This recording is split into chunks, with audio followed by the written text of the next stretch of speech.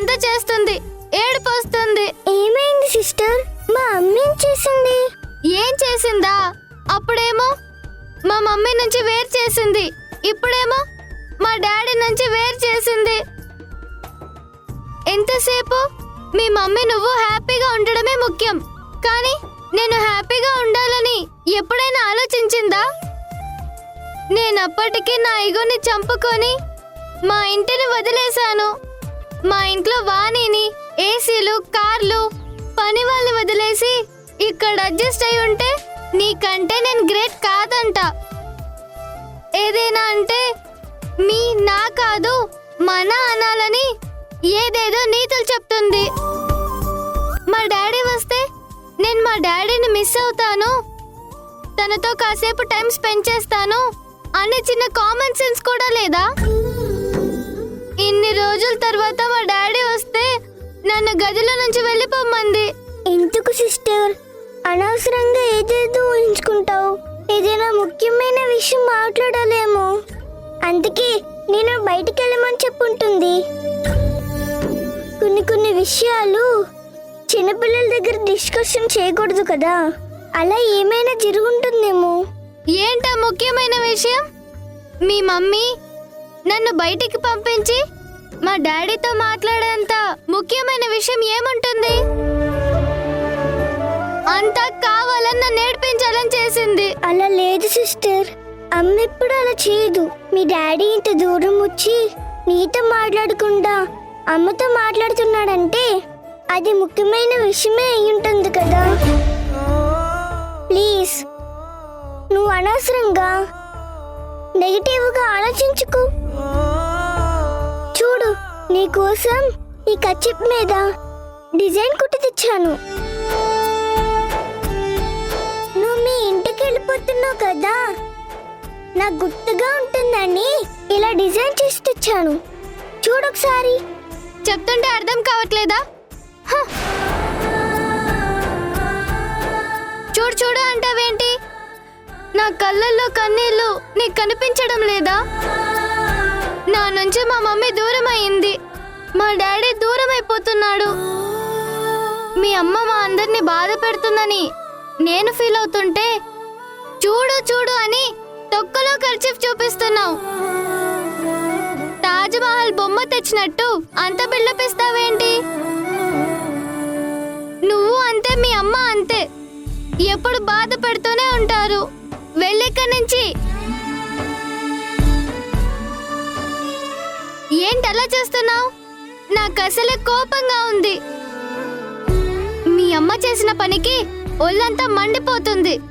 అది చాలదన్నట్టు మళ్ళీ నువ్వు వచ్చి డిస్టర్బ్ చేస్తున్నావు. నువ్వు మీ అమ్మ మీ స్వార్థం మీరు చూసుకుంటారు, కానీ ఎదుటి వాళ్ళ గురించి ఆలోచించరు. వెళ్ళిక్కడి నుంచి. మిమ్మల్ని చూస్తుంటేనే అసహ్యం వేస్తుంది.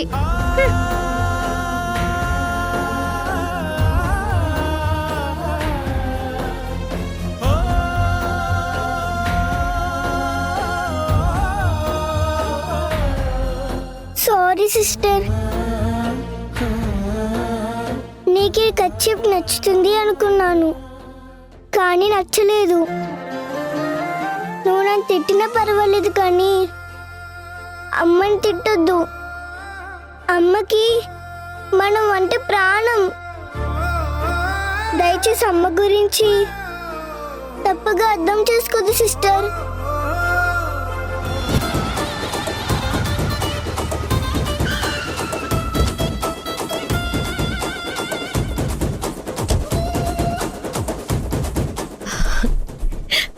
బాబోయ్, నాకు సిగ్గేస్తుంది. కార్యం అయిపోయి ఉంటుంది. ఒరే సన్నీ, త్వరగా రారా. అయ్యో, దీని సిగ్గు తగలయ్యా, చచ్చిపోవాలనిపిస్తుంది. ఊళ్ళో పెళ్లికి కుక్కల హడావిడన్నట్టు వాళ్ళ మధ్య ఏం జరిగిందో తెలియదు, కానీ ఈవిడ హడావిడ ఎక్కువైపోయింది. అవునా చిన్ని? ఇన్నిసార్లు వాళ్ళని ఒంటరిగా వదిలేసి మీ పిన్ని మనల్ని బయటకు తీసుకెళ్తుంది. ఇప్పుడైనా ఏమైనా జరుగుంటుందంటావా? నీకంతా తెలుసు కదా సన్నీ, ఎలా అవుతుంది? రాజేష్ గారికి మౌనిక అంటేనే ఇష్టం లేదు. అలాంటిది ఎలా దగ్గరికెళ్తారు? ఎలా ఫస్ట్ నైట్ జరుగుతుంది? అది ఈ జన్మలో జరగదు సన్నీ. ఇన్నాళ్లకు మంచి మాట చెప్పావే. మీ పిన్ని హడావిడి చేస్తూ వెళ్ళిపోయింది. లోపల ఎంత హంగామా చేస్తుందో ఏంటో. పద. మౌనిక, అల్లుడు గారు, అల్లుడు గారు. ఏంటమ్మా డల్గా ఉన్నావు? కార్యం అయిపోయిందా? అయ్ బాబోయ్, అయిపోయి ఉంటుందిలే, నాకు తెలుసు. అత్త, నువ్వు అయిన దానికి కాందానికి సిగ్గుపడకు. దాని మొహం చూస్తుంటే ఏడుపు కొట్టు మొహంలా కనబడుతుంది. అదేం సిగ్గుపడ్డం లేదు, ఎగిరి గంతేయడం కూడా లేదు. అంటే మళ్ళీ ఇంకా నయ్యం, సంధ్య మౌనిక కాళ్ళు చేతులు కట్టేసి లాస్ట్ టైం రాజేష్ని తీసుకెళ్ళినట్టు ఇప్పుడేం జరగలేదు. అయినా మీ పిచ్చి కాకపోతే దీని మొహం చూస్తేనే అసహించుకునే రాజేషు దీని దగ్గరికొచ్చి దీని మీద లేని ప్రేమ చూపించి దీంతో కొడుకునో కూతురునో కన్నం ఈ జన్మకి అయ్యే పనిలేనా? బలవంతంగా తాలి కట్టించొచ్చేమో గాని బలవంతంగా కాపురం చేయడం కుదరదుగాక కుదరదు. మమ్మీ, నాకు భయం వేస్తుంది. రాజేష్ బావకి నేను ఎంత దగ్గర అవ్వాలని చూసినా దూరం అయిపోతున్నాడు. ఇంకో పక్క వీడి సెటర్లతో చచ్చిపోవాలనిపిస్తుంది. నాకు బావ కావాలి. బావ ద్వారా నేను తల్లిని కావాలి. బావ ప్రతిరూపాన్ని నా కడుపులో మోసి కనాలి. ఏదో ఒకటి చెయ్యి మమ్మీ. నేను నిన్ను మమ్మీ అని పిలిచినట్టు నన్ను కూడా ఒక బిడ్డ మమ్మీ అని పిలవాలి కదా. ఓసై పిచ్చి మొహందానా, మీ అమ్మతో అయినా మీ నాన్న సంవత్సరమో 2 సంవత్సరాలు కాపురం చేసి చెప్ప పెట్టకుండా పారిపోయాడు. నీకు మొగుడు ఉన్నా ఒకటే, లేకున్నా ఒకటే.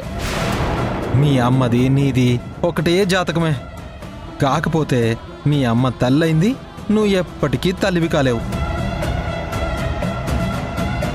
అది రాజేష్ వల్ల అస్సలు తల్లివి కాలేవు. మీ పాపాలు పండ. ఎంతమంది కాపురాలు కూలుస్తారే. భగవంతుడు అనేవాడున్నాడు. మీరు చేసిన ఈ అరాచకాలకి చెక్ పెట్టడానికి ఏదో ఒక రూపంలో ఉగ్ర నరసింహుల్లా వస్తాడు. మీ అంతు చూస్తాడు.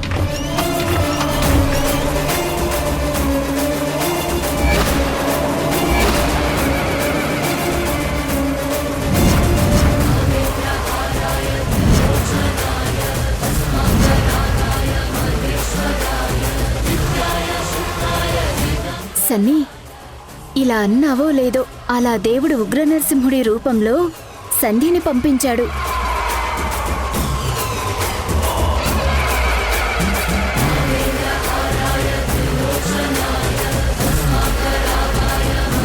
ఏంటి మళ్ళీ ఎందుకు వచ్చావు?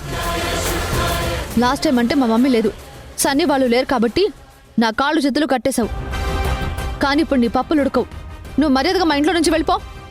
జుట్టు పట్టుకుని తీసుకెళ్లి లాకప్లో కూర్చోబెడతాను. అసలు నువ్వు వాడదానివేనా? నిన్ను చూస్తుంటే అసహ్యం వేస్తుంది. వదవే. నిన్ను కొట్టుకుంటూ తీసుకెళ్దామనే వచ్చాను. మమ్మీ, రాజేష్ గారి చేత బలవంతంగా తాళి కట్టించుకుని మోసం చేద్దాం అనుకుంటున్నావా?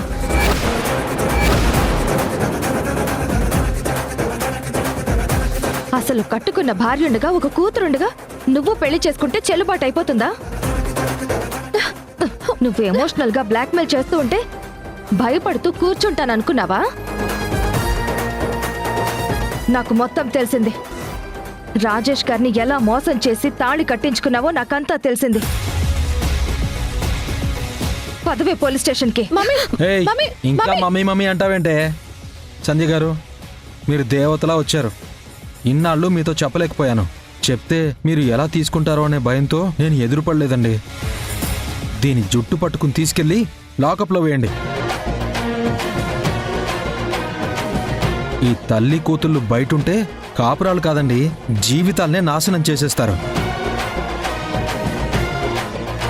పాపం అండి, అమాయకురాలైన వింధ్య జీవితం నాశనం చేయాలని చూస్తున్నారు. దేవుళ్లాంటి రాజేష్ గారిని నమ్మించి మోసం చేసి అతని చేత తాళి కట్టించుకుంది ఈ మౌనిక. దాంతోపాటు దీన్ని కూడా తీసుకెళ్ళండి. సంధ్య, నా కూతురు నోదులో చెప్తుంది నీకే. రావే. మమ్మీ, సంధ్య సంధ్య సంధ్య వదులు వదులు. సంధ్య కాదు కూడదు అని నా కూతుర్ని తీసుకొని గడప దాటితే ముందు వింధ్య చచ్చిపోతుంది, మా వాణి వదన పిచ్చిదైపోతుంది. ఏం మాట్లాడుతున్నావు? మీరు పాపాలు చేస్తే వింధ్య చచ్చిపోతుందా? నేను వింధ్యని కూర్చోబెట్టి అన్ని విషయాలు మాట్లాడుతాను. వాణి అత్తయ్యతో కూడా మాట్లాడుతాను. ఏం చెప్తావు? నువ్వేం చెప్పినా రాజేష్ మౌనిక మెడలో తాళి కట్టాడు. వాణి వదన ఎంత సెన్సిటివో నీకు తెలుసు, వింధ్య ఎంత ఆవేశపర్రాలో కూడా నీకు బాగా తెలుసు. వింధ్య ఏదైనా భరిస్తుంది, కానీ రాజేష్ పక్కన పరాయి స్త్రీ ఉంది అంటే భరించగలదా?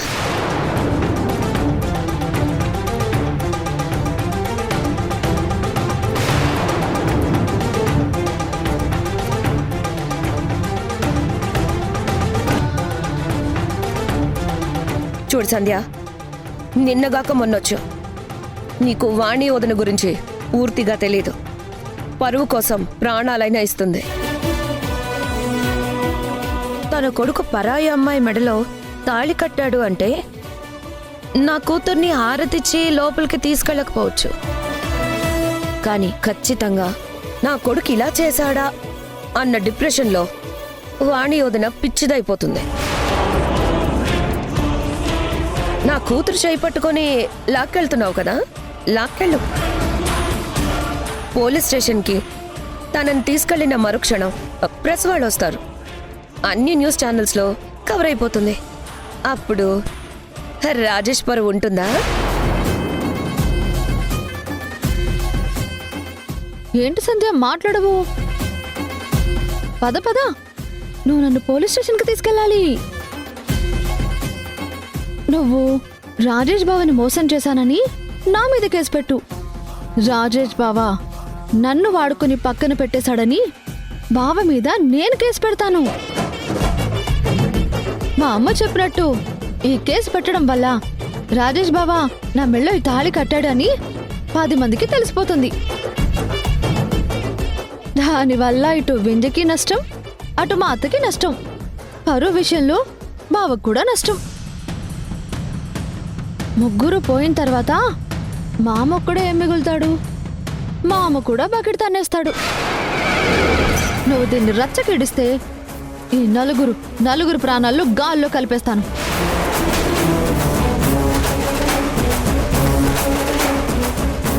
వాళ్ళ కుటుంబం సర్వనాశనం అయిపోతుంది. మా అమ్మ చెప్పినట్టు మా అత్తయ్య చాలా సెన్సిటివ్. వింధ్య రాజేష్ బావ పక్కన నేనున్నానంటేనే వెంటనే ఉరేసుకొని చేస్తుంది.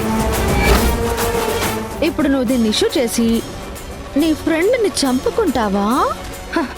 తప్పు, మీరు చేస్తుంది తప్పు. ఎన్నాళ్ళు ఇలా గడుపుతారు? తప్పని మాకు తెలుసు సిస్టర్, కానీ తప్పడం లేదే. బావా బావా అని వెంట పడ్డాను, చీపో అన్నాడు, భరించాను. నువ్వు నాకు కావాలి బావా అని ఎన్నో సంబంధాలు చెడగొట్టుకున్నాను అన్నాను.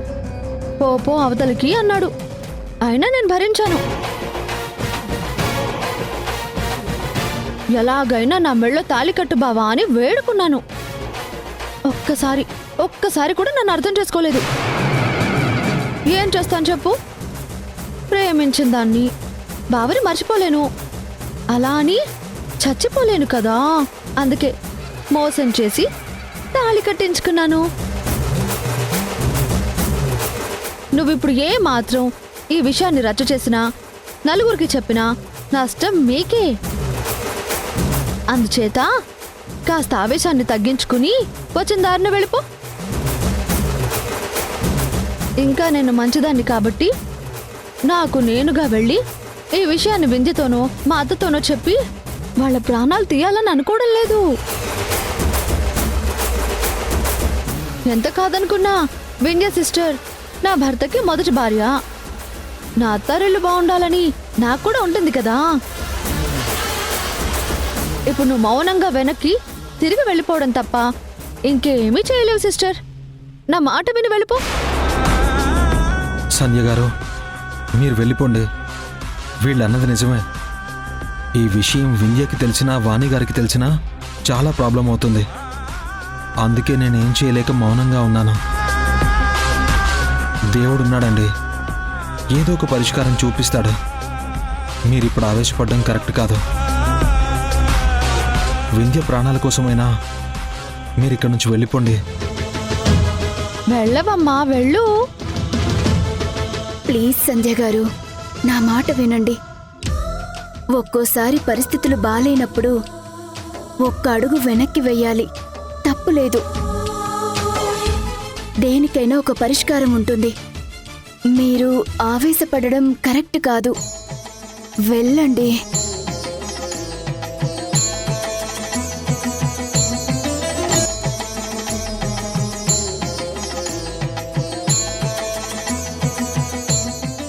మమ్మీ బ్రతికించావు, కానీ చివర్లో సంధ్య చూపులు చూసావా?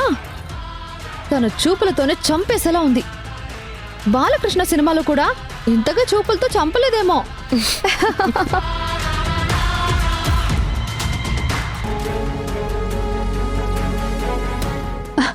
సిస్టర్ చెప్పండి. తనకెలా ఉంది? పర్లేదు, డాక్టర్ లోపలున్నారు, మాట్లాడతానంటే వెళ్ళండి. డాక్టర్, విజయ్కి ఎలా ఉంది? కంగారు పడాల్సింది ఏమీ లేదమ్మా. తన గురించి సిస్టర్ అంతా చెప్పింది. పాపం నా అనేవాళ్ళు ఎవరూ లేరండి కదా. అవును డాక్టర్, ఫినాన్షియల్గా చాలా ప్రాబ్లమ్స్లో ఉన్నాడు. అందుకే ట్రీట్మెంట్ స్టార్ట్ చేయడానికి నేనే పే చేశాను. యాక్చువల్గా అతనికి 1 వీక్ బెడ్ రెస్ట్ అవసరం అమ్మా. 1 వీకా? మీ పరిస్థితి మాకు అర్థమైందమ్మా. మీరేమి కంగారు పడకండి. నేను మెడిసిన్స్ రాస్తాను. మీరు డిశ్చార్జ్ చేసుకుని ఇంటికి తీసుకువెళ్ళొచ్చు. అక్కడ అతను ఖచ్చితంగా బెడ్ రెస్ట్లో ఉండాలి. మెడిసిన్స్ మాత్రం రెగ్యులర్గా వాడాలి. అలాగే డాక్టర్. ఏదైనా ఎమర్జెన్సీ ఉంటే మాత్రం ఇమీడియట్గా అతన్ని హాస్పిటల్ తీసుకురండి. అలాగే డాక్టర్. మా పరిస్థితి అర్థం చేసుకున్నందుకు చాలా థ్యాంక్స్. It's okay. మీ పేరేంటి అన్నారు? శ్రీజ. మీరు తనకేమవుతారు? తను నా ఫ్రెండ్, జస్ట్ తెలుసు అంతే. ఫ్రెండ్ అయినా సరే సొంత మనిషిలా కేరింగ్ తీసుకున్నావమ్మా. Very good. సిస్టర్, డిశ్చార్జ్కి సంబంధించి అన్నీ రాసి పెట్టాను. ఈ పేషెంట్ని వెంటనే డిశ్చార్జ్ చేసి పంపించండి. Okay doctor. మెడిసిన్స్ మాత్రం ఖచ్చితంగా టైంకి వాడుతుండాలమ్మా. ఓకే డాక్టర్, నేను చూసుకుంటాను. ఓకే.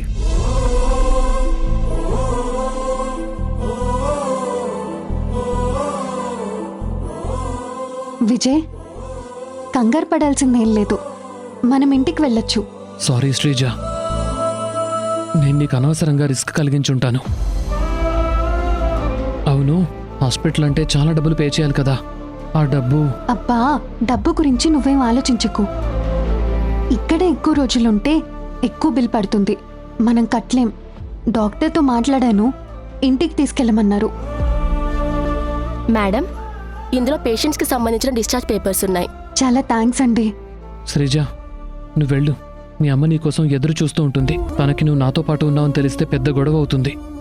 నేను ఎలాగోలా వెళ్తాను. ఏంటి వెళ్ళిపోయేది? ఎలా వెళ్తావు? ఇప్పుడు నువ్వు 4 అడుగులు వేయలేని పరిస్థితిలో ఉన్నావు. మళ్ళీ మీ అమ్మతో ఏదైనా ప్రాబ్లం వస్తే... ఊరికే అమ్మ అమ్మ అని విసిగించకు. ఇప్పుడు నువ్వున్న పరిస్థితిలో నేను నిన్ను వదిలేసి వెళ్ళలేను. క్యాబ్ కూడా బుక్ చేశాను. పద. సరే పద. ఏంటి, నేను ముందు వెళ్తే నువ్వు వెనకాల పరిగెత్తుకుంటూ వస్తావా? నా సపోర్ట్ తీసుకుని నడవాలి. పర్లేదులే, మీద చేయవే. మీద చెయ్యా? నడవడానికి బాబు. ప్రతిసారి అలా గ్యాప్ ఇచ్చి ఎక్స్ప్రెషన్ మార్చకు. పద వెళ్దాం. సిస్టర్, కాస్త హెల్ప్ చేయండి. అలాగే మేడం.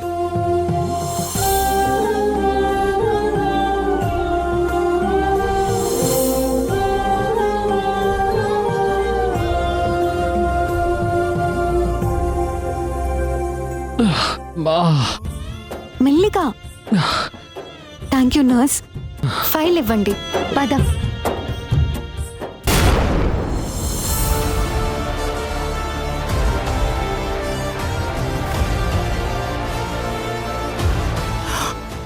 నా సమస్య అంతా సంధ్య గారికి అయితే చెప్పాను. సంధ్య గారు మౌనిక దగ్గరికి వెళ్ళారు. కానీ అక్కడ ఏం మాట్లాడుతున్నారో, ఏం చేస్తున్నారో, ఈ ప్రాబ్లం ఎలా సాల్వ్ అవుతుందో తలుచుకుంటేనే నాకు భయం వేస్తుంది. ఎట్టి పరిస్థితుల్లోనూ ఈ మౌనిక నన్ను వదిలిపెట్టదు. నాకు తెలిసి సంధ్య గారు కూడా ఈ ప్రాబ్లంని సాల్వ్ చేయలేరు. ఏదో విధంగా ఎమోషనల్గా బ్లాక్మెయిల్ చేసి మౌనిక నన్ను లాక్ చేసేస్తోంది. ఈ సమస్యకి పరిష్కారం ఏంటో నాకు అర్థం కావడం లేదు. ఎప్పుడు ఫోన్ చేస్తుందో, ఎప్పుడు నట్టింట్లోకొచ్చి కూర్చుంటుందో తెలియట్లేదు. అనుక్షణం భయంతో చచ్చిపోతున్నాను. ఏమండి, ఏమైందండి? ఏదో టెన్షన్ పడుతున్నారు. మళ్ళీ మౌనిక దగ్గర నుంచి ఫోన్ వచ్చిందా? చచ్చా, మౌనిక దగ్గర నుంచి నాకెందుకు ఫోన్ వస్తుంది? అదే మిమ్మల్ని బ్లాక్మెయిల్ చేస్తుందని చెప్పారు కదా, ఇప్పుడేం లేదు కదా? అబ్బా, అదేం లేదు. నువ్వు మాటి మాటికి మౌనిక ప్రస్తావన తీసుకురాకు వింధ్యా. సరే అండి, ఇవన్నీ వదిలేసేయండి. రేపు పాప వస్తుంది కదా, తను రాగానే మీరు, నేను, అను ముగ్గురం కలిసి కొన్ని రోజులు మా పుట్టింటికి వెళ్దాం. పుట్టింటికా? భలేదానివే. అక్కడికి వెళ్తే మేనేజ్ చేయడం చాలా కష్టం. మేనేజ్ చేయడం ఏంటి? అదే ఆఫీస్ వర్క్ మేనేజ్ చెయ్యాలి కదా. అది కాదండి, అంతగా పొడి చేసే ఆఫీస్ వర్క్ ఏ ఉంటుంది? వింధ్యా, నీకు తెలీదు. నా టెన్షన్లో నాకున్నాయి. ఎప్పుడు ఫోన్ వస్తుందో తెలీదు, ఎప్పుడు ఇంట్లోకి వచ్చి కూర్చుంటుందో తెలీదు. ఇంట్లో వచ్చి కూర్చోవడం ఏంటి? అదే వర్క్ పీకల మీదకి ఎప్పుడొచ్చి కూర్చుంటుందో తెలియదని చెప్తున్నాను. అయినా సంధ్య గారి కూతురు కోసం వెతకాలి కదా, ఆశ్రమాలన్నీ తిరగాలి కదా. ఇన్ని పనులు పెట్టుకొని మీ పుట్టింటికి వెళ్దామంటావేంటి? అంతగా కావాలంటే నువ్వొక్కదానివే వెళ్ళు. ఏం మాట్లాడుతున్నారండి? నేనొక్కదాన్ని పుట్టింటికి వెళ్ళాలా? చూసేవాళ్ళు ఏమనుకుంటారు? భర్తని వదిలేసి ఏ ఆడపిల్లైనా పుట్టింటికి వెళ్తుందా? ఇవన్నీ నాకు తెలీదు వింధ్యా. నా సమస్యలు నాకున్నాయి. నీకన్నీ తెలుసు కూడా నువ్వు నాకేం చెప్పలేదు. ఇప్పుడు సింపుల్ గా సారీ చెప్పి నేను కావాలని చేసింది కాదు అంటే ఎలా? వింధ్యని ఎలా ఫేస్ చేయాలో నాకు అర్థం కావడం లేదు. ఎలా ఈ సమస్య నుంచి బయటపడాలి? నీ బావ నీకు దక్కడు మౌనిక. అవతల ఉన్నది సంధ్య. వింధ్య కోసం అవసరమైతే ప్రాణాలిస్తుంది, ప్రాణాలు తీస్తుంది. ముందు దీనికి పరిష్కారం ఏంటో చెప్పి చావు. చెప్పడానికి ఏం లేదు. మనం వెళ్ళి వింధ్యకి నిజం చెప్పేయడమే.